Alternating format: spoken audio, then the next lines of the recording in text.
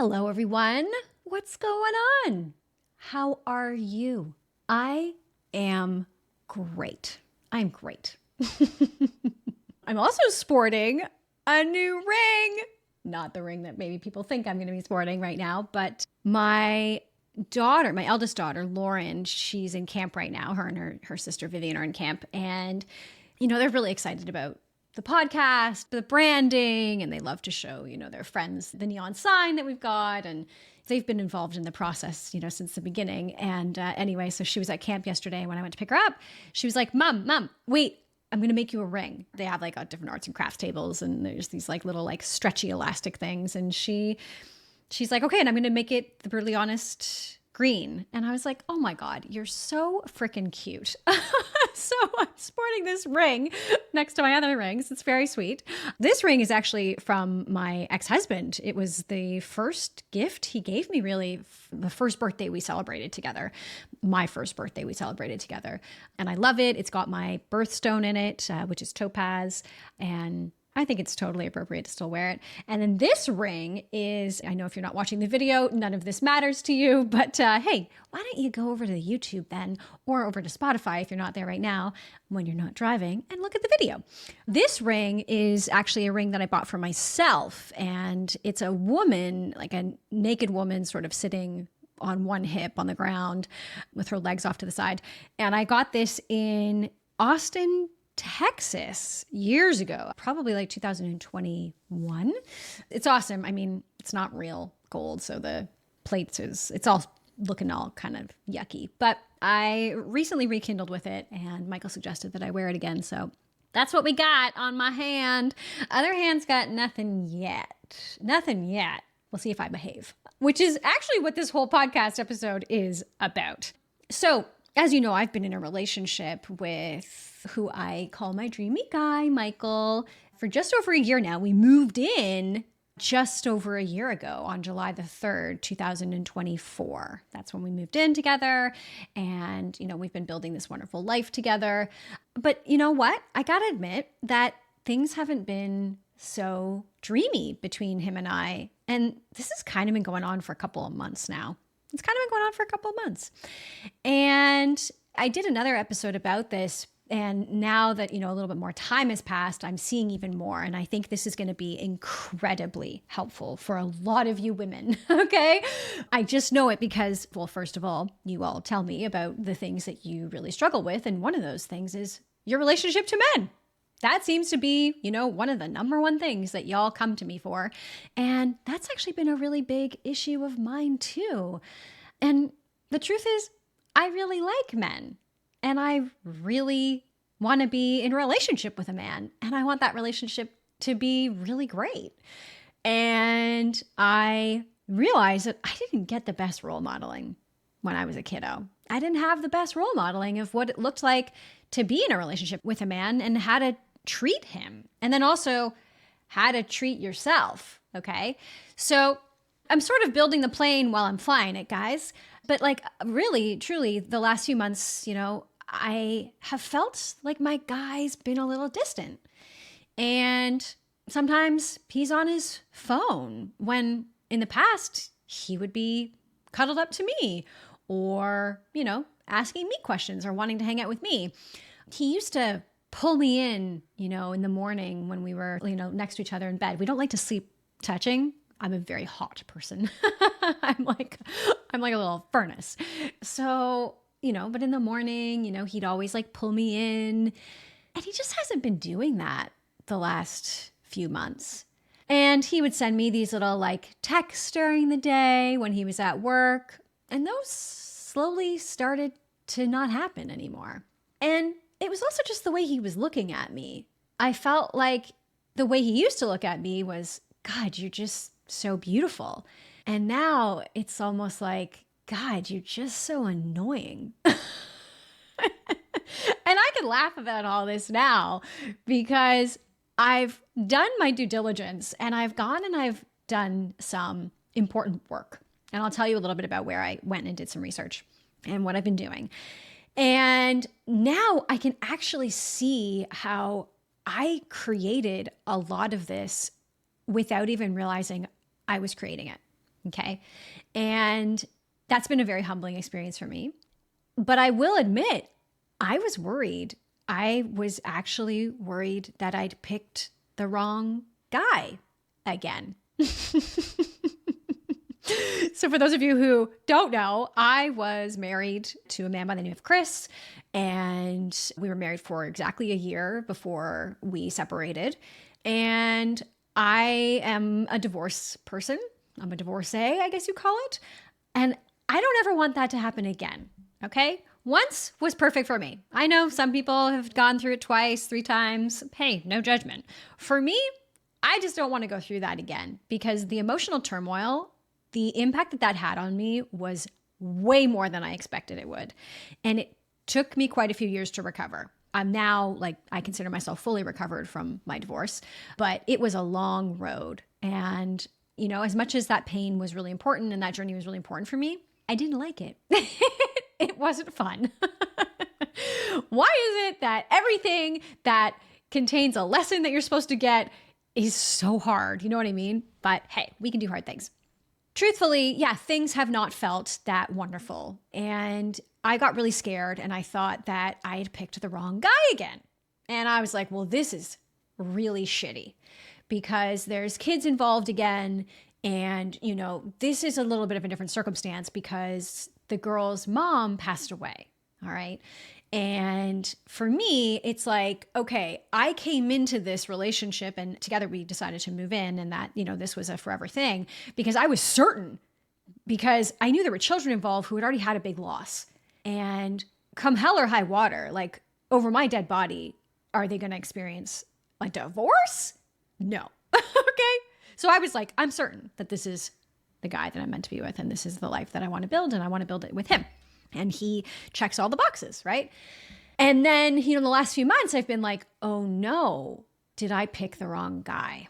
And how many of you have been secretly thinking the same thing, I wonder? I know many of you have because you've come to work with me and you've told me all about it. And, you know, I've had a lot of compassion for you. And my work is really dedicated to you guys knowing that there are solutions to the stuff that you think there aren't solutions to. Okay. So this is going to be one of those things. Okay. The struggle in relationship can be real. And listen, I'm going to tell you something that not a lot of other people are going to tell you. I had to really get this as well. It only takes one person to change the relationship. I said it.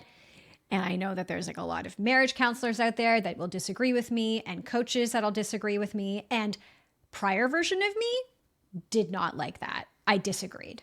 And I realized though that it truly does only take one person to shift the dynamic of not even your marriage, but of all relationships. Okay. And as someone who's constantly in relationships with people, you know, even as a client or as a client for sure, but also as a coach, you know, I've had close to 1,000 clients in my career.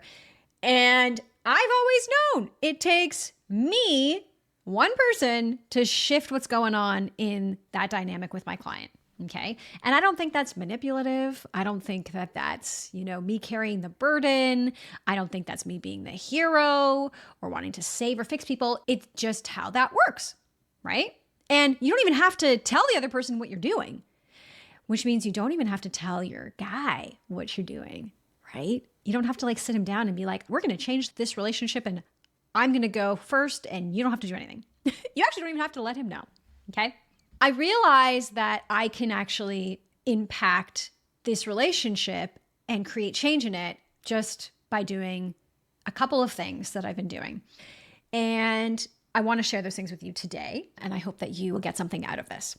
So the long and the short is I went back to the beginning of our relationship. Okay. And for the first 3 months, you know, we were living apart. Things were going super, super well. And we were really in love. We were falling in love. And Michael was courting me. He was sending me flowers. He sent me, you know, these headphones and this mic for my podcast in the very beginning. He like really believed in me. He saw in me something that like was real and that I needed someone to see. And he was just so sweet. I was living on the island, Vancouver Island. He was living on the mainland. And we would go back and forth. Often, at times, I was actually coming to the mainland more because he had the girls. But he would just like wine and dine me. And we were very passionate. We had, a beautiful, intimate life. And it was just like so wonderful. And then we moved in and I started to find all of these issues with Michael. And ladies, I'm sure you can relate. I started to see all these things that I didn't like. I noticed the way he cleans the kitchen. And, according to me and, well, what I think is the right way, he cleans the kitchen wrong. He doesn't wring out the cloth before he wipes the counter and he leaves streaks. He loads the dishwasher in a way that's inefficient. He doesn't clean out the refrigerator before he puts in the new groceries. He doesn't clean the dishes as he's going along with his meal prep. Does this sound familiar? So me thinking, and this is embarrassing to admit, but like, oh, poor him. He just doesn't know the most efficient way to work around the kitchen. And well, I do. So I'm going to show him that. Okay. And if there's one thing that annoys Michael the most about me, it's whenever he's cooking in the kitchen, I will sort of follow along and I'll start to, if he puts a knife down on the cutting board, I'll take it, I'll wash it, I'll put it on the dry rack. And then he knows exactly where he put that knife down, right? And he comes back to it and he's like, wait, where's the knife? I just put it down for a minute. Like I was just going to use it again. And then he looks at me and I'm like, well, I thought that you needed washing. Okay. And he would get so annoyed by this, guys, so annoyed. And I was like, well, how rude are you? Because here I am, I'm doing you a favor. I'm washing the knife, right? And I'm keeping this space clean. And isn't that making your job easier, right? Always trying to make his life easier and thinking I'm being helpful. So I started to notice this, like, oh God, in the kitchen, this is not good, not good. I also started to notice how he was sometimes with the girls. And I decided that I was gonna coach him on that. Let me coach you on how you're parenting, how you're dadding. And it came down to me writing up this assignment or this, like, I guess this exercise assignment. Basically it was this exercise for him and I, even like this wasn't that long ago, on, what of our values. But the thing is, even that was me basically saying to him, look, dude, you got to get your shit together. Like, I don't really need this exercise. You do. Okay. God.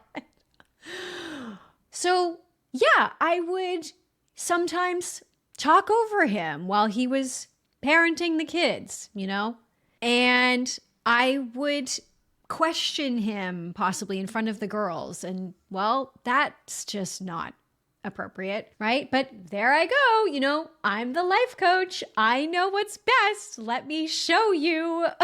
Okay. So there was things like this that were happening. And really early on, there's tons more examples, guys. Early on, I shared with Michael that I really struggle with my finances. I think that I know what I'm doing and I want to do it all by myself. And the thing is that I'm the one that's always been in and out of debt, not him, right? Like he's had debt, but he has what he would call, good debt. And at one point in his life, he also had what is called like bad debt, but he figured out how to work through that, right? And it's been a while since that's been the case. And so, you'd expect that I would want to have him manage my finances more, right? But I got to tell you, like from the very beginning of when we moved in, he was like, hey, show me what's going on with your stuff. Show me what's going on with your money, your finances. And I was like, no thanks. Maybe later.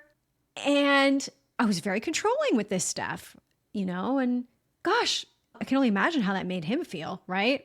How many of us women are like, oh my gosh, it makes me feel so unsafe when you're behaving this way and that way. And then we don't even realize how unsafe we can be for our guys sometimes, right? Our men. You know, ladies, how we don't think our shit stinks? Yeah, I know. I get it. So basically, I just didn't want to hand over my stuff to him because I also realized that I have this fear that more money's not going to come in. Okay, so I've got this funny way of managing my finances that comes from a place of no more money's going to come in. And I've got all these like tricky things that I do that aren't working, but I know what's best, right? And so I was afraid if Michael took over my finances that he was going to mess up with my flow, mess up with my formula. I basically just didn't trust him. You know, even it's come down to the food that he puts in his body. So I started to realize once we moved in together that, you know, Michael indulges in things like a Coke once in a while or ice cream. Okay. And he might eat an ice cream bar at night, you know, and as much as I was like, oh yeah, no judgment. Ladies, I was judging the pants off him and thinking, oh, you know, he must be eating his feelings and we've got to get to the bottom of his childhood trauma. And, you know, I'm the perfect person to help with that. And I would leading questions, you know, like, well, right before you picked up that ice cream bar, like what was going on? What were some of the like experiences or fears you were having or the things that didn't feel good that you were scared of that you didn't want to face? Okay. What? Now, I know that some of you are listening to this and you're like, well, yeah, I mean, why shouldn't he be looking into that? He's a human being and we all experience challenges in our childhood and, you know, there's probably some stuff there for him. Guys, while that is probably true, I got to tell you something. I've been asking myself what kind of a relationship I want to have with Michael. And I want to have a relationship that's fun and peaceful and where we're prospering and where there's a lot of intimacy. And I've seen firsthand that when you try and look into your man and figure out all of his childhood trauma and you try to be the person who's going to fix it, right? It's probably like one of the biggest intimacy killers ever. Also, I've learned because I've been with enough men. You know, I was married to one. I've had quite a few long-term relationships. You know, some of us who are in the world of personal development, like I've been in this world for over a decade, okay? Over a decade. I've worked with some of the best male coaches, including Stefanos Stefandos, if you know him. You know, Stefanos worked with me and my ex-husband and I. He also came into one of my programs, Dating Solved. And, you know, it was an amazing experience for all the women who joined that community and joined that course, right? That program. So like I've worked with all these great men and I've followed all of this in the world of personal development. And I disagree that we want our men to talk more about their feelings. I do. Because every time I try to get my guy to talk about his feelings, he doesn't want to be intimate with me. It actually creates more distance. Okay? So that's just what I've seen. I was as shocked as you might be right now. Okay? Now that doesn't mean that like he doesn't have any. Again, you have to ask yourself, what kind of relationship do you want with your guy? Okay. And I want an intimate relationship. I do. I want a relationship where he looks at me and is like, oh my God, you are the most beautiful, wonderful woman ever. Like I desire you. I want to support you, right? I want to please you. Men want to please their women. So I realized that like in the very beginning when we moved in, I started to observe like, oh, all of his trauma. All the things I thought had happened to him when he was a kid. Not to say that those things didn't happen, but I also wanted to fix it. And I wanted to talk about it ad nauseum. And I wanted him to tell me his feelings. And then I wanted to judge and control what he was eating when he might be, you know, feeling sad. I thought I was being subtle, but it wasn't. I'd be like, oh, you're going to eat that ice cream sandwich? Or, oh, a Coke, eh? How annoying. Could you imagine? Again, I had no idea I was doing these things. So all that to say, I'm a really good person and I really love Michael and Michael's a really good man and he really loves me. But we were sort of, I would say like at odds for the last few months. And I was getting scared. I even said to him, I was like, listen, something's up. Something doesn't feel right. Something's wrong. And I don't know what it is. And I even tried to tell him that like, he's got to go and do some work and figure this out. Ladies, I am also going to drop a bomb right now that I think is going to possibly turn off some of my community and maybe turn some of them on. I now, with all my relationship experience and all of my experience as a life coach and having coached relationships, I've coached women and men together. I've done relationship coaching. It's not something I specialize in, but I've been asked several times to do it, and I will do it for very specific people. After all the research I've seen, after all of the trial and error that I've experienced in my own relationships, I'm going to say something, and I really firmly believe this. Couples therapy, not a good idea. It's just not. I don't think it works. I think actually it has the potential to make things worse. But a couple of months ago, before we went to Costa Rica, I said to Michael, when we get back from Costa Rica, we are going right into couples counseling. And that was partially me, feeling like I had lost control, like I was possibly going to end another relationship. I was very scared, and I was grasping at straws at that point. Or I was grasping at anything I could possibly grasp and throwing shit at the wall, hoping it would stick, okay? It was also a bit of a threat. It was a bit of a control thing. Like, we've got to go and you've got to get your shit together. And of course, God had other plans for us, because then Costa Rica happened, and I literally saw so much of just how difficult I can be and how controlling I can be, and also like how mean I can be sometimes. I started to have this like awakening, call it that. Really, I just started to see my own BS and face it. Okay. So that's another thing I don't believe in, is that couples counseling is a requirement or it's helpful. I did work with a coach in my marriage. Again, Stefano Safandos worked with Chris and I. And do I believe that it helped on some level? Sure, I do. But I also think that it drove a wedge between us, because every time we got together with this coach, I know that like looking back now, I was like coming from a place of, he needs to fix himself. Like, I'm great. He just hasn't done enough of this work, right? Like, really on my high horse. I can admit that. And it was not as much about like, I got to figure out my stuff. Okay. So I don't believe that couples counseling is very helpful. I think it just pegs the couple against each other, and it doesn't teach the right tools. And one of those tools being that only one person has to change for the dynamic to shift. Recently, I've been trying some new things in the relationship, and I gotta tell you, it's freaking working within that moment. Like that day, things started changing. So I'm going to share those things with you here. Now, Michael doesn't actually know that I'm doing these things, so I'm almost like hesitant. I almost don't want him to listen to this episode, because I don't want him to know. Not because I want to hide this from him, but because I don't think he needs to know in order for this to work. Now, in the past, I was all about, announcing what I'm doing and what I'm changing, and wanting to get his validation and wanting him to basically be like, oh, good for you, babe. This is amazing. But I don't want to do that anymore. Okay. That's like very weird behavior that I just don't think is very healthy. Maybe it's not even weird. I think it's a little childlike for me, and I don't want to be a child anymore in my relationship with my guy. Okay. So there's a couple of things that I've been doing, and I mentioned some of these in the past episode. Okay. But like, they're really working. All right. So now I want to talk to you guys about the outcome of this. So the first thing I started to do is I started to take better care of myself, meaning I am responsible for my happiness every day. Michael is not, but I hadn't been living that way.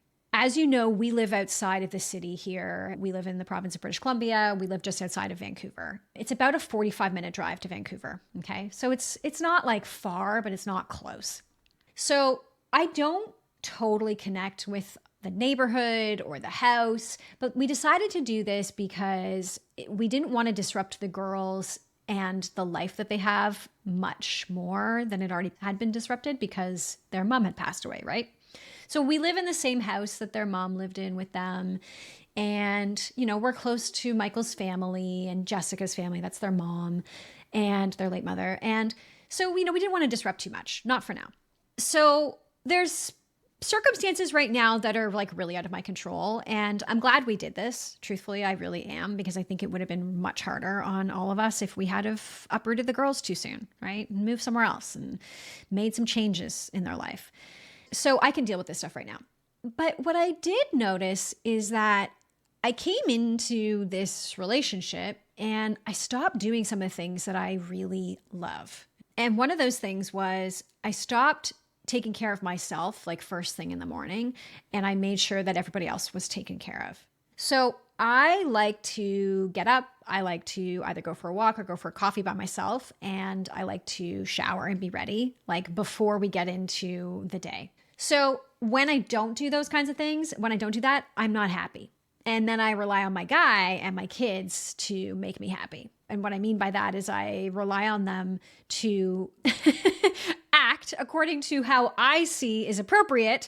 And that does not work because you can't control one moment to the next, right? People are going to have different feelings and it's not going to feel good, or they're not going to feel good, or something's going to happen, especially with the kids. And, they're going to fall down and go boom or whatever it is, or they're going to get their hands dirty and then go touch the wall, right? But if I haven't filled my cup, if I'm not happy, right? And I'm relying on them to be responsible for the happiness, I am going to be such a bitch. And I'm going to try and control all that shit. Go wash your hands, don't touch the wall, and like be cleaning the walls. You know what I'm saying? Or, why is Michael in a mood? Like I sacrificed myself for this whole family and he should be in a better mood today. He should want to pay attention to me. He should be loving on me, doting on me, blah, blah, blah. So the first thing that I really got super clear on is I have to start outsourcing my happiness to my kids and to Michael, especially Michael. Okay, I have to stop doing that. I've been really dialing up the self-care, really dialing up the self-care. And when I say self-care, I don't mean like, go and get in some steps, okay? Yes, I like to get in a bunch of steps every day and take Johnny for a long walk, our dog. But like, if I'm going to be honest, I don't come back and I'm not like, oh my God, I'm so happy. Like I'm so in my pleasure. No. Where I get that from is going out by myself and going and getting a coffee. Now, Michael and I like to enjoy that together as well, but there are times where I need to go and do that by myself, okay, in order to feel really happy, because I do a lot of engagement with you guys during that time. And like, honestly, I'm on fire when I'm at the cafe, voice noting you, communicating with you on Instagram, voice noting clients, like whatever it is. I'm on fire and I've got like a flat white in my hand. Okay. So I know when I need to go by myself and when I need to go with Michael. But sometimes I wouldn't say that. I would be like, of course you should come. Right. And then I'd be unhappy. So that's on me. Right. Dialing up the self-care has been like number one. All right. Because one of the reasons why our relationship started to feel so meh is because I was feeling meh and then hoping he was going to fix it or not have a Coke or not eat a ice cream sandwich, right? Or not be on his phone. So I've really, really dialed up my self-care. This is key, guys. Key. The other thing that I've done is right before I say or do anything with Michael, I check whether my intentions are from a loving place or from a place of you're an idiot and I need to fix you. Okay. Wow. Guys, I am going to be honest. A lot of the interactions between him and I have been, you're an idiot, when he's not. He's not an idiot, but I'm the first to admit that I think I was raised in a home where the women saw the men as an idiot, as a project. And oh God, it breaks my heart when I hear women talking about men like they're men and they're like, oh God, I mean, you should see my husband. He can't even da-da-da. Like, this is your husband, the man you love, that you chose. What does that say about you? Right? And could you imagine if he was saying those things about you? Maybe he is, I don't know. And then you'd probably be heartbroken. I know I would, right? So I started to take a look at, okay, I would have these impulses to do something like text him and be like, ugh, this morning didn't go well with the girls. But basically I wanted to blame him for it, right? Because you didn't do X, Y, Z. Okay, so there's another thing that I know that I do with him. And this is that I have been trying to teach him how to be more efficient with his time. Okay. Michael is not like me. Okay. I'm always thinking ahead at how much time I'm going to need in order to get the girls ready, in order to leave on time, to get them to where we're going on time. It is pretty much like 95% of the time we're great. The other 5% of the time, something might happen and I have to deal with it with the girls and we might be a little late for something. But I've kind of got this thing down to a science. And with Michael, that's not the case. Now, he might argue that it is the case that he's always on time, but maybe he won't. Hopefully, he will see that, yeah, we're kind of rushing and we're late for things. And I decided that I was going to be in control of his time and that I was going to roll my eyes at him whenever he was on his own time. And I was going to teach him how to be more efficient, like his mother would. Excellent. That creates a lot of intimacy, right? Like the number one intimacy killer is mothering your guy. Okay. And ladies, you need to check yourself here. Some of you are going to say, yeah, but I need to because he's not capable of stuff and he's not pulling up his socks. And then I want you to know that I also thought that, and I still kind of do. I'm still working through this. But then you've got to ask yourself, okay, well, what's more important to you? Is it that you mother him and teach him how to, be more efficient with his time, right? Or that you have intimacy with your guy? Because I've seen the cost of parenting or mothering my guy, and it always cost me intimacy with him. Always. And I would rather have a guy who comes home from work and who wants to hug me and kiss me and snuggle with me and, cook me something really beautiful. And, when I leave the room, he's like, where are you going? Aren't we going to hang? Like, I would rather that, and wants to get close to me. Okay. Then be on time for something. I got to be honest with you. Okay. I'm going to be brutally honest with you. So I started to take a look at where am I coming from right now? Okay. Like Michael at night, when he's putting the girls to bed, sometimes it goes on forever and it's late and I'm like, oh my God. And I'm going to share something with you. The other night, this was happening. I'd already gone to bed because I go to bed earlier sometimes because I'm not a night hawk. Like our youngest is a night hawk, Vivian, she's 8, and Michael's a night hawk. And then Lauren and I are not like that. So sometimes I'm like, guys, I can't handle this. I got to go to bed. He's on bedtime duty. And the other night, I had already been in bed for like what felt like an hour, but I don't know because I don't sleep with my phone. My phone's always in the hallway plugged in. And so I was starting to think to myself like, what's happening? What is he doing? Why are they still up?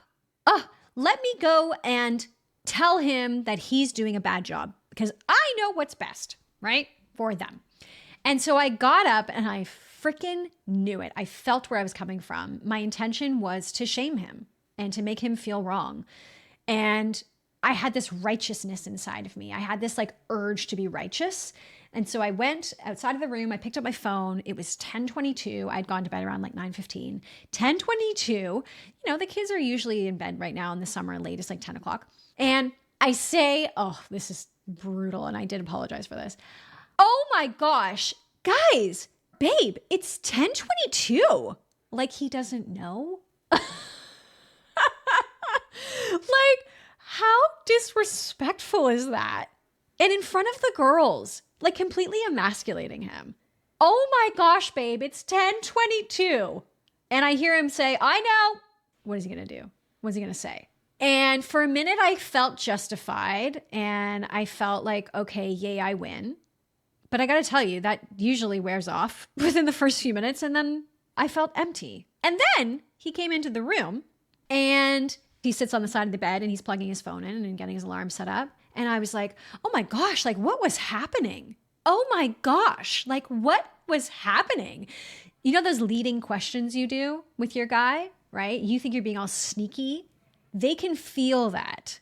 It doesn't feel good. It doesn't feel trusting. It doesn't feel respectful. But bless him, he said, you know what? I know that was my fault. But he already was feeling like he was failing. And then, it's just like, drive the nail into the coffin even more, right? And then I'm like, oh, thank God he knows it's his fault. Cool. Now, did he pull me in to snuggle that night? No, he didn't. And, the type of relationship that I want to create is one that's close, one that has intimacy. Do you see where I'm getting at right now, guys? Do you see like what I'm so vulnerably sharing with you, right? Because this is very vulnerable. It really is.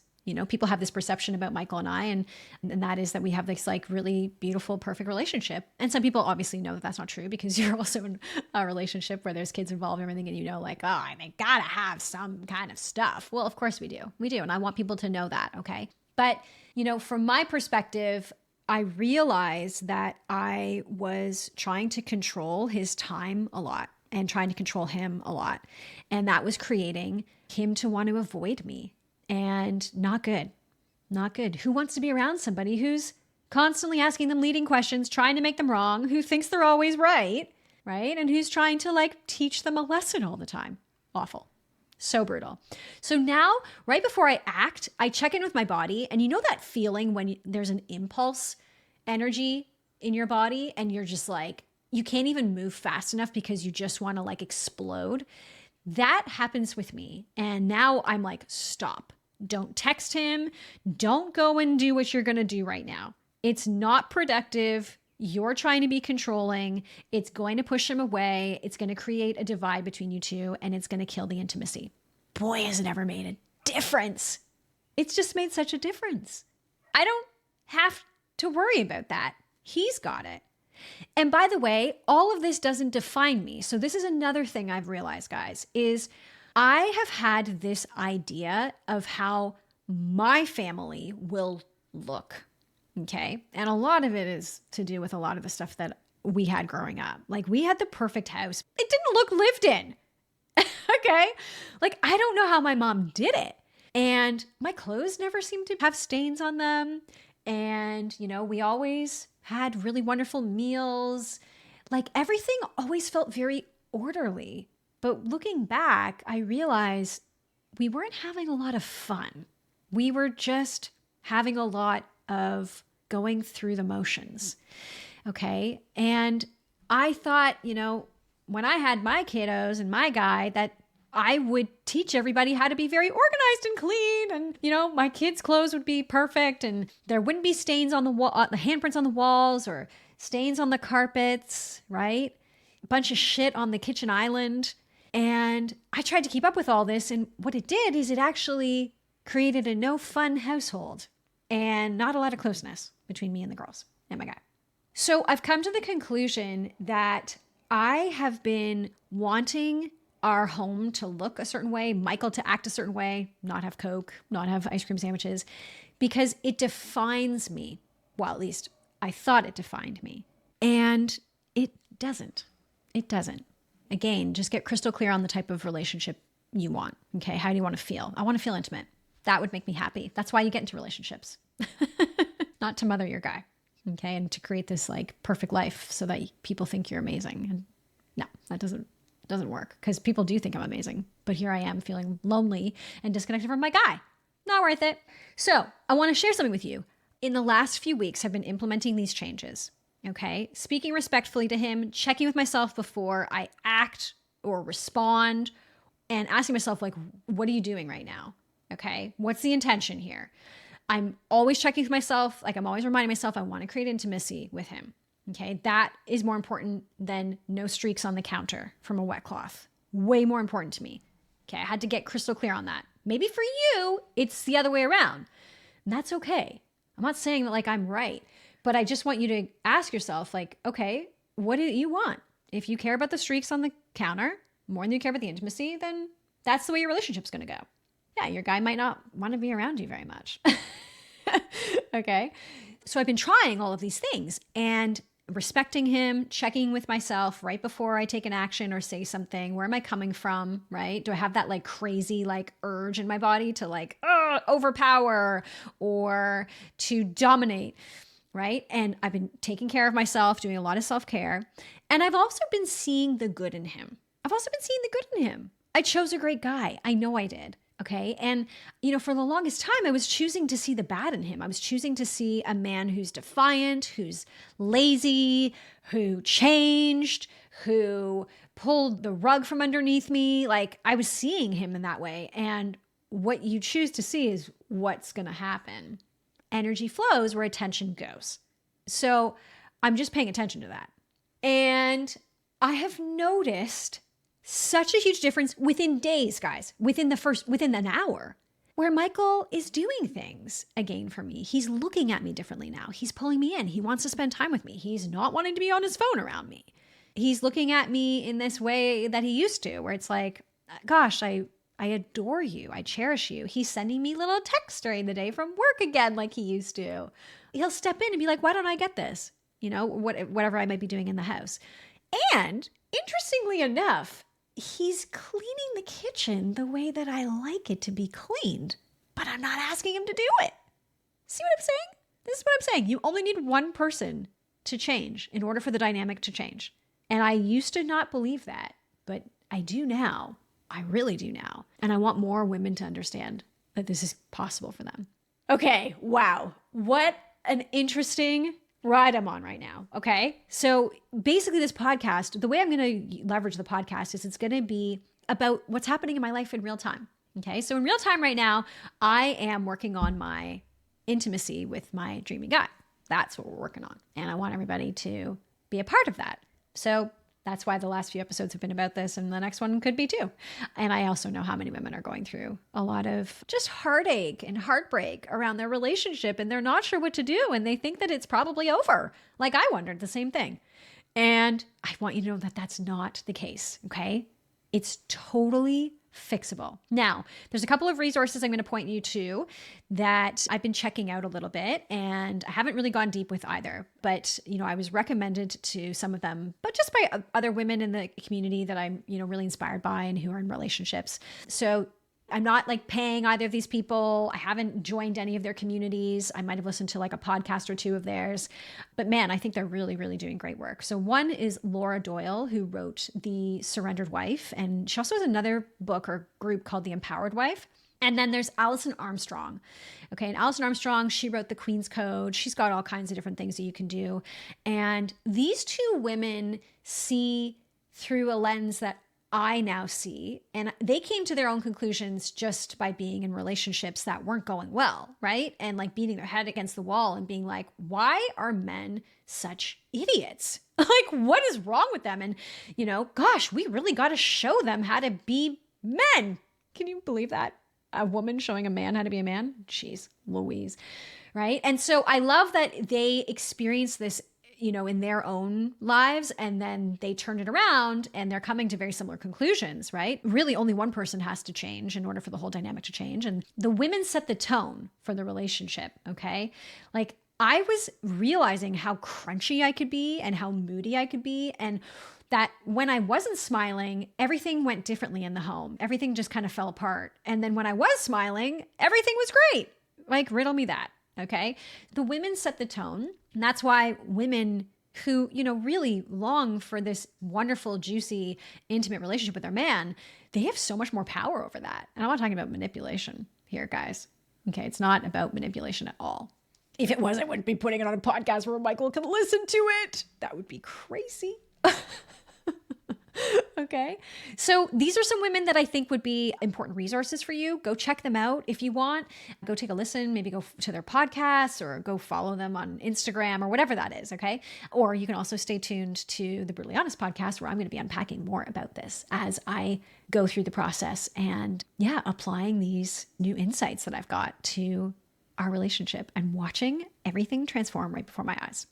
I love you. Thank you for being here. I hope you have a wonderful day, evening, wherever you are right now. And I'll see you again next Monday.